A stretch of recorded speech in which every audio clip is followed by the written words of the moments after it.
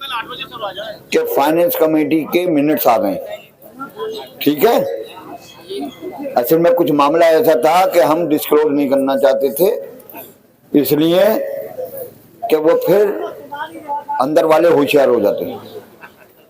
सब में खुशी की बात यह है कि वो जो कैपिंग थी डेली वेजर की 18,000, 20,000 और 22,000, हम उसमें लगे हुए थे कि डेली वेजर का पर डे के हिसाब से रेट होना चाहिए जो लेबर कमिश्नर का है।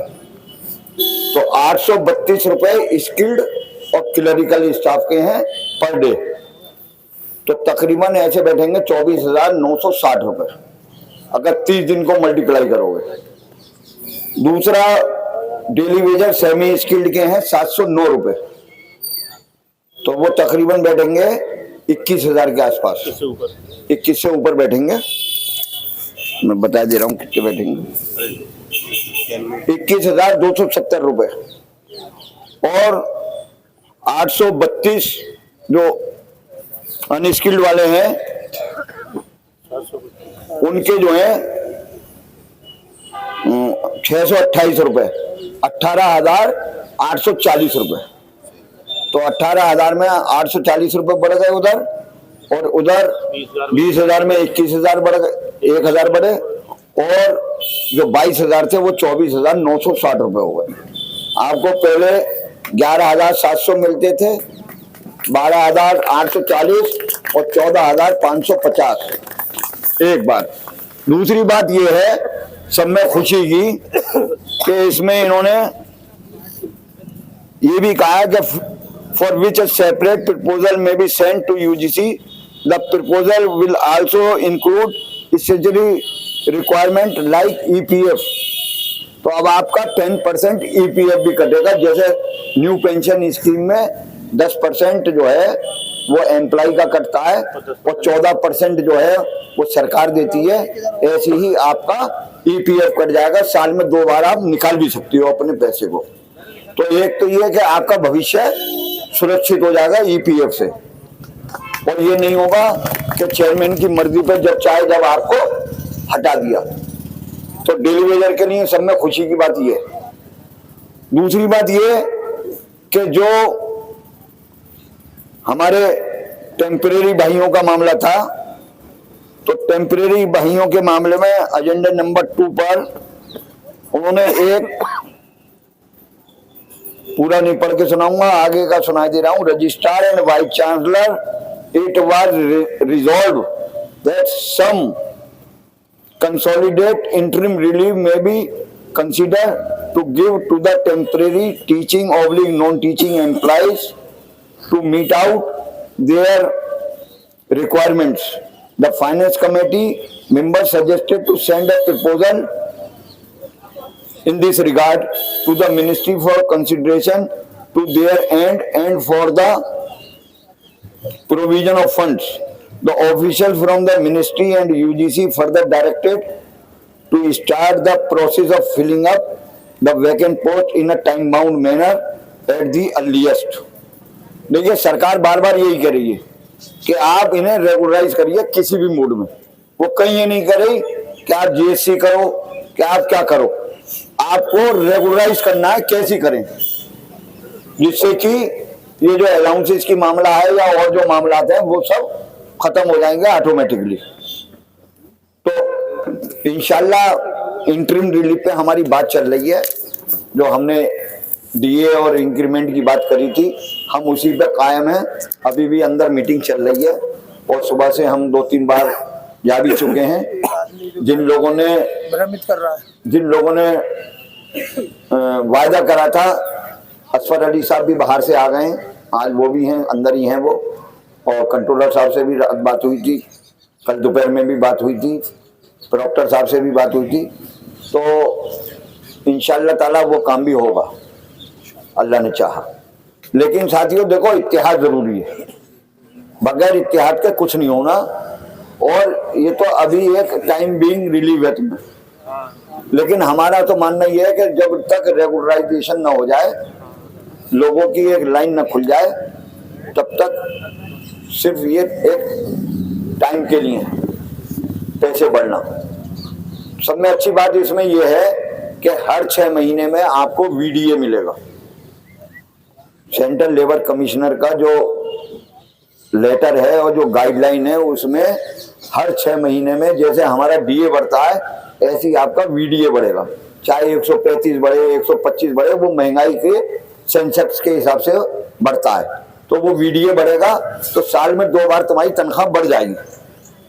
तो ये जो 7 साल के बाद आज उजाला हुआ है और जो हम भीख मांग रहे हैं पिछले 90 दिन से, ये मामला खत्म होगा इंशाअल्लाह ताला।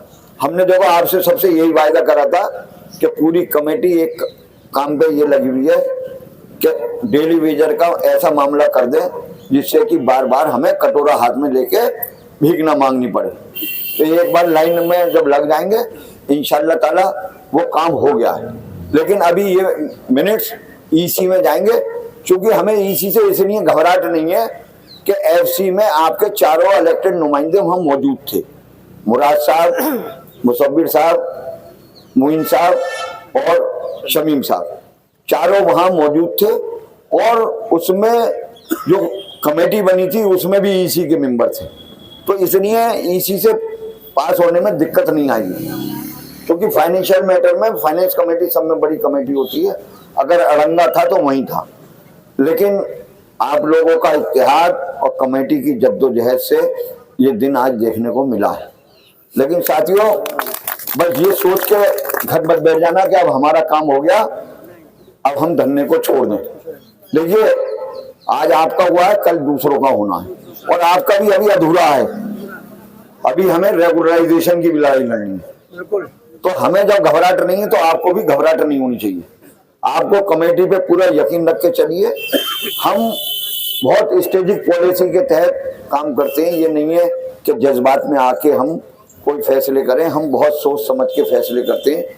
दूसरी बात ये कि कल 26 जनवरी को झंडा यहीं फहरेगा और सब लोगों को सुबह यहाँ जरूर आना है। और जो लोग धरने में बैठ चुके हैं उन लोगों को हम सम्मानित भी करेंगे कि भाई देखो, इन 7,000 कर्मचारियों में ये वो योद्धा हैं जो आपकी लड़ाई के लिए यहाँ बैठे आके, चाहे उन्होंने छुट्टी ली और चाहे छुट्टी नहीं ली, लेकिन वो क्योंकि उनका नाम रजिस्ट्रार के यहाँ जाता है, वाइस चांसलर के यहाँ जाता है, कलेक्टर के यहाँ जाता है, वो जाबाज लोग हैं जिन्होंने डेली वेजर हो या टेम्परेरी हो या परमानेंट हो, उन्होंने अपना सब दाव पे लगाकर वो आपके जद्दोजहद में शामिल है। तो मेरा कहना यह है साथियों कि देखो, इत्तेहाद बहुत बड़ी चीज है। कल आप लोग 10 बजे तशरीफ ले आए सब लोग, और बैठने वाले जो हैं वो 9 बजे आ जाएंगे। तो 9 बजे आना शुरू हो जाए सब लोग, जिससे कि प्रोग्राम 10:30 बजे हम स्टार्ट कर दें। बिल्कुल डॉट 10:30 बजे हम स्टार्ट कर देंगे। लेकिन हमारा कहना यह है कि आप लोग 9 बजे, चूंकि हमें धरने में लोगों को बैठाना है, धरने में लोग बैठेंगे, उसके बाद फिर झंडा फहराया जाएगा। और उसके बाद हमारे एक योद्धा ने मिठाई का इंतजाम करा है, वो इंशाअल्लाह ताला वो वितरित की जाएगी, समझे, और बड़ी खुशियों के साथ। ये नूर मोहम्मद साहब ने देसी घी के लड्डू बनवाए, ये भी समझ लिया। और दूसरी ये कि जो परमानेंट लोगों का मामला है एमएससीटी का, उस पर ये बात हुई है कि 1 साल का जो एसीआर है वो मानेंगे ये। लेकिन अब ये कब स्टार्ट करेंगे, धरना हमारा जारी है। हमने डिमांड भी यही रखी है कि आप इस काम को शुरू कर दें, क्योंकि हमारे लोगों को 5 साल से एमएससीटी नहीं मिली है। पैसा जमा होता जा रहा है, उसके बाद आप कह दोगे कि फंड नहीं है, उसके बाद फिर इनकम टैक्स में 20% की स्लैब की जगह फिर 30% की स्लैब लग जाएगी। तो जिन लोगों का फाइनेंशियल अपग्रेडेशन होना है, हम पूरी हर मुद्दे पर अवेयर है, कोई ऐसा नहीं है। कमेटी एक एक बात पे निगाह रखे हुए, और इंशाअल्लाह ताला आज अलाउंसेस के मामले पर फैसला होना है। बिल्कुल, देखिए, हम इसी बात पे अड़े हुए हैं कि आपने जो ऐलान करा है आप उस बात पे कायम रहो। वो ये कह रहे हैं कि हम आपको 11% इंटरिम रिलीफ दे रहे हैं, और इन्होंने फाइनेंस कमेटी में भी यही कहा है कि हम, और रजिस्ट्रार और वाइस चांसलर ने फाइनेंस कमेटी के मिनट्स में ये लिखा है कि हम इन्हें इंटरिम रिलीफ देने के लिए कंसीडर कर रहे हैं। तो जब इंटरिम रिलीफ देने को कंसीडर कर रहे हो तो क्या धरने की लगने के उपलक्ष में 11% तनख्वाह टेम्परेरी की बढ़ रही है? भाई आप 3% डीए, वो 3% इंक्रीमेंट और 8% डीए जैसे आप सैलरी में दे रहे हो वैसी दो। आप कंसोलिडेट करके 11% इंटरिम रिलीफ दोगे तो हम तो ये मान लेंगे कि हमारी जो डिमांड है इंक्रीमेंट और डीए की वो अपनी जगह खड़ी रहेगी, और ये हमारा धरने का एक इनाम मिला है टेम्परेरी एम्प्लॉय को 11%। इससे तो यही जाहिर होता है कि इंटरिम रिलीफ इस बात की है कि ये योद्धा जाड़े में बैठे रहे अपने कर्मचारियों के अधिकारों के लिए, इसलिए इनको हम 11% तनख्वाह बढ़ा के देंगे। हमारी डिमांड ये है कि 3% इंक्रीमेंट और 8% डीए जैसे जनवरी वालों को दिया था ऐसी जुलाई वालों को दिया। बहरहाल अब कहां तक बात बनती है, लेकिन हम देखो हम नौकरी कर रहे हैं पैसे के लिए,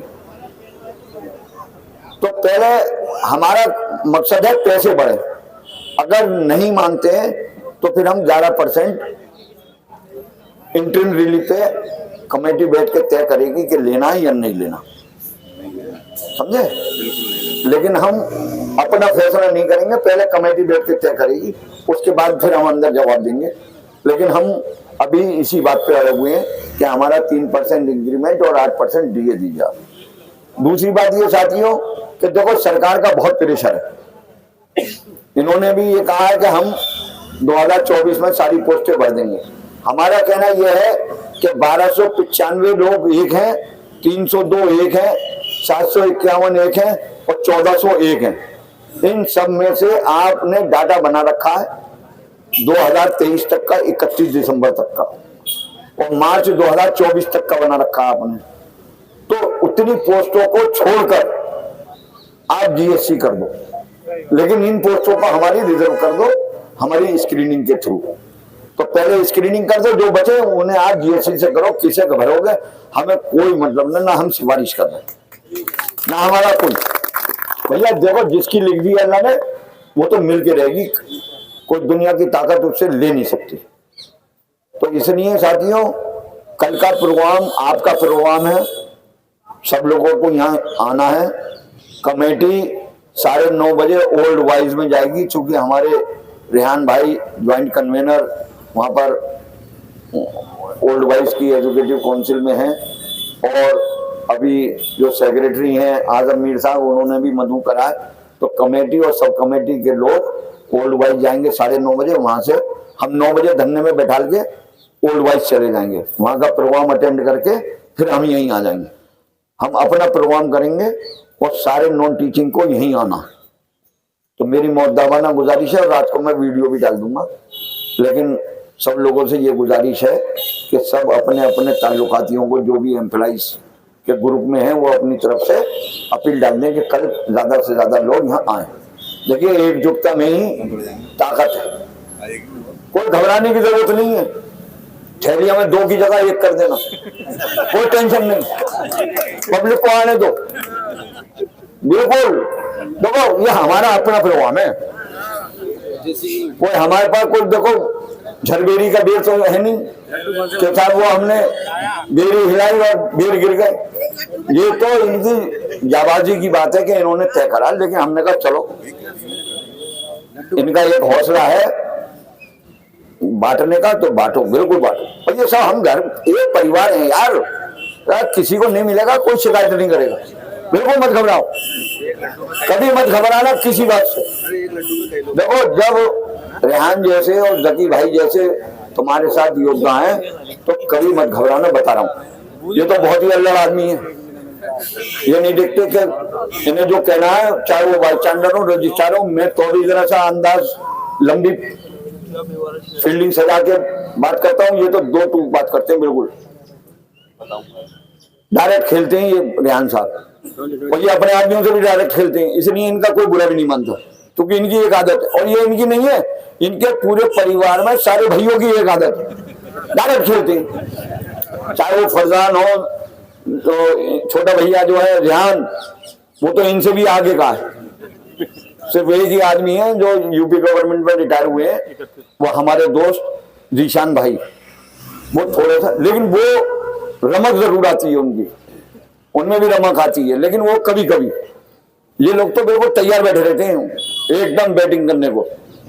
तो इसलिए परिवार में तो देखो ये बस अच्छा बुरा सब कहते हैं, कोई टेंशन मत लो। जो हमारे साथ नहीं है वो भी हमारा है। सुन लो, कोई हमारे खिलाफ लिखता है, हम तो कहते हैं बहुत बढ़िया लिख रहा है। अल्लाह ने इसको ये हिदायत दी है कि जो लोग हमें नहीं जानते वो कम से कम इसके द्वारा पता चल रहा है कि भाई कमेटी जो है वो लड़ रही है, फर्जी लड़ रही है, समझो। डेली वेजरों को बेवकूफ बना दिया। अब मैं अफू से कहूंगा कि अफू साहब, उनको आप ही लेके आए थे सुप्रीम कोर्ट का वकील मानते हुए, जब एम्प्लॉयज यूनियन की पहली मीटिंग हुई थी। तो अब उनके मुंह पे जाके ये चिपका देना कि फाइनेंस कमेटी के ये मिनट्स है, 832 रुपए आ गए, 709 रुपए और 628 रुपए। अब तुम जो अब तक उन्होंने ऑडियो डाली थी कि डेली वेजर के 100 रुपए बढ़ रहे हैं और 50 रुपए बढ़ रहे हैं, अब ये उनके मुंह पर तमाचा है। मैं इसीलिए कहता हूं कि जब तक अपनी आंखों से न देख लो, किसी बात पर अपनी जबान से मन निकालो। दूसरी बात, किसी के बारे में राय कायम जब तक मत कर लो जब तक उसको परख ना लो। मुझसे ज्यादा नहीं परखा होगा, उनने मैं एहसान जताने को बैठा, अल्लाह देख रहा है, ये दो बैठे हुए ये नोट कर रहे हैं। आज हमने क्या हरकतें करी ये दोनों ने नोट कर लिए। अच्छी करी तो नोट हो गई, और बुरी करी तो नोट हो गई। तो साथियों, इत्तेहाद जरूरी है, और इत्तेहाद में ही ताकत है। और ये मसला आज ये नहीं है, मसले और भी आएंगे आगे। इसलिए इत्तेहाद बना के रखो। और कमेटी, हम नहीं होंगे तो ये होंगे, ये नहीं होंगे तो और होंगे। हमने बी टीम भी तैयार कर ली है, इसीलिए कि उन्हें कम से कम तजर्बा हो जाए लड़ने का, कि कैसे अंदर बात की जाती है, कैसे लड़ा जाता है। और कोई भी कागज, कोई सर्कुलर निकले, उसे संभाल के रखो।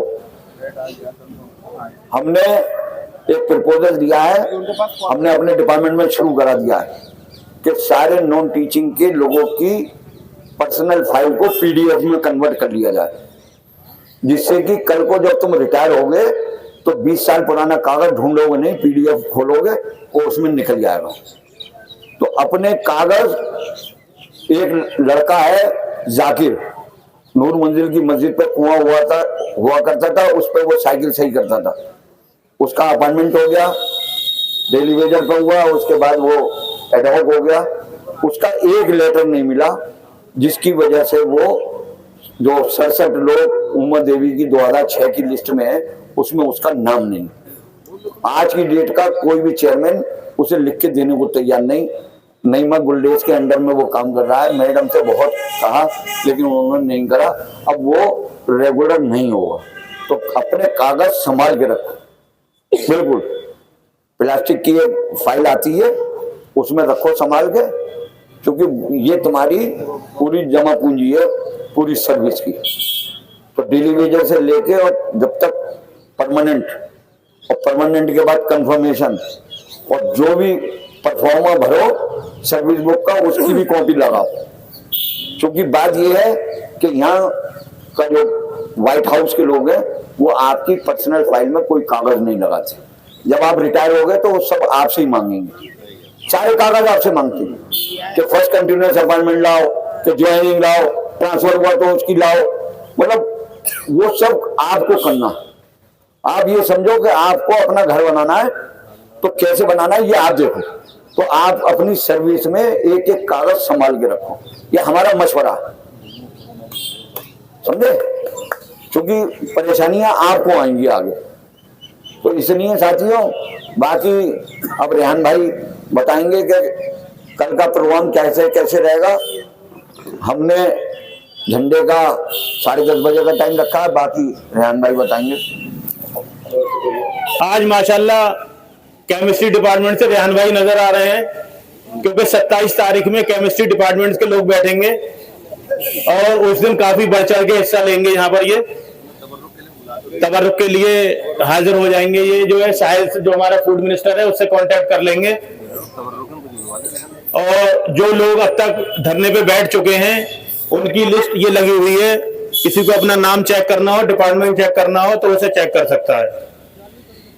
वो लोग थोड़ा जल्दी आ जाएं, 9 बजे यहाँ कम से कम आ जाएं, और बाकी कुछ लोग अभी रुक जाएं। वो एक ड्रम में यहाँ पे थोड़ी सी मट्टी भरवाई जाएगी जिसमें झंडे के लिए पाइप लगाया जाएगा, क्योंकि यहाँ गड्ढा खोदना मुनासिब नहीं है। तो आप लोग उसमें कुछ मदद कर दीजिएगा साहिल की। और बाकी कल का प्रोग्राम तो यही है कि सुबह जो है कि नाम है सब लोगों को आना है। सबसे पहले 9 बजे जो लोग धरने पे बैठेंगे उन्हें बिठाना है।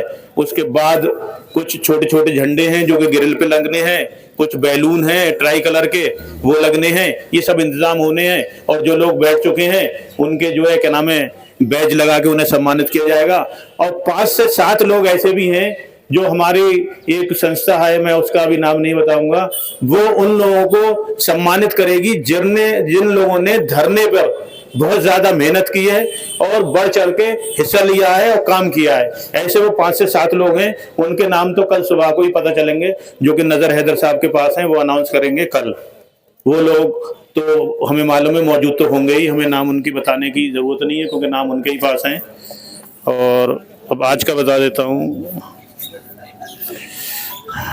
17 मोहम्मद अबरार खां जो डिग्री सेक्शन रजिस्ट्रार ऑफिस से हैं, दूसरे मोहम्मद दानिश जो non teaching section registrar office से हैं। ये सुबह से मुस्तकिल यहाँ बैठ रहे हैं, इनका आपका कमेटी की तरफ से बहुत बहुत शुक्रिया। अबरार साहब तो मुस्तकिल बहुत ज्यादा एक्टिव रहे हैं और बहुत ज्यादा लोग जो इनसे मिलने आ रहे थे उनका बहुत ही जोश और खरोश के साथ उनका वेलकम कर रहे थे यहाँ पर। और इन्होंने माशाल्लाह बहुत ही अच्छा कमेटी के लोगों को आज स्टू खिलवाया है यहीं पर धरने पर। बाकी लोगों को बिरयानी भी खिलवाई है, लेकिन हमें घर से अपनी बेगम के हाथ का बहुत अच्छा स्टू खिलवाया है। और कल आपके बीच में नौशाद अहमद और मोहम्मद आमिर जो टीचिंग सेक्शन से हैं वो कल रहेंगे। आप कल, क्योंकि 26 जनवरी है, सब लोग ज्यादा से ज्यादा मौजूद रहिएगा। बहुत बहुत शुक्रिया।